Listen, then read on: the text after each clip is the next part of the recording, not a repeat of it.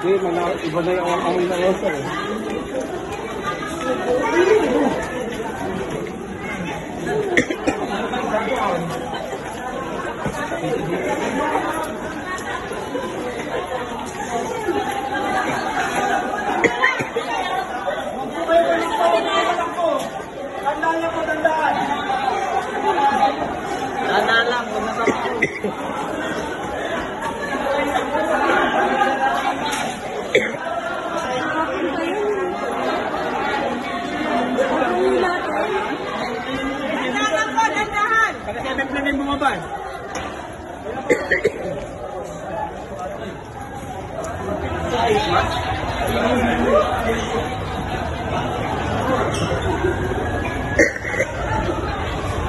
Walang papasok hanggat walang clearance ng BFP ha. Huwag na po kayo magtanong kung pwedeng pumasok ha.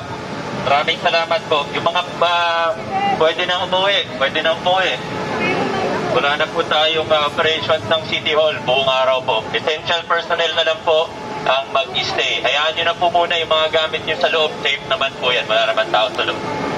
Muli po, inuulit ko po, walang papasok. Huwag na rin po kayo magtanong kung pwedeng pumasok. Salamat po. Mausok, inuubo at kabado. Yan ang mga sinabi ng mga empleyado nang mangyari ang sunog sa Pasig City Hall nitong umaga ng 23 ng Nobyembre. Agad na nag-evacuate ang mga nasa City Hall. May isang matandang lalaki din umano na humingi ng tulong mula sa fire exit na matagumpay namang naibaba. Patawag ako dito, may kailangan ng tulong. Nasa fire exit, eto. Matanda ata na lalaki. Buwababa ng fire exit. Hinahapo eh. Ayun o, naupo na naman ulit. Humingi ng tulong kanina yan. Isang pagsaludo sa mga rescue team at kawani ng City Hall na nagtulong-tulong para maapula ang apoy at makalabas sa mga tao mula sa loob ng gusali. Mga 9:18 naka-receive kami ng tawag mula sa aming personnel na naka-assign dito sa Office of the Building Official, yung permitting office. Siya yung nag-inform sa aming COMEL na may apoy sa electrical room ng City Hall.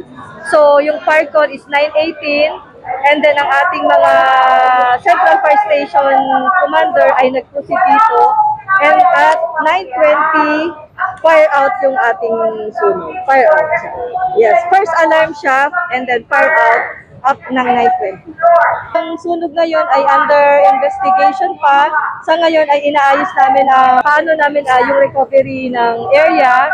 As of around 11 a.m., nag-declare po ang ating mayor na suspended ang trabaho ngayong araw. Hindi po muna ina-advise na pumunta ngayon sa City Hall dahil sa ngayon po ay magulo sa loob, may mga basa ang floor, and then hindi pa siya pwede para mag-accommodate ng mga client.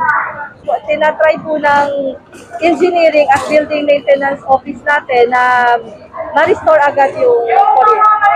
Yung iba, kailangan nilang makuha yung mga gamit sa taas, so inaayos lang namin at ino-organize yung pagpasok. Samantalang balik operasyon na ang Pasig City Hall sa November 24 matapos ang naging assessment sa kalagayan ng nasabing building.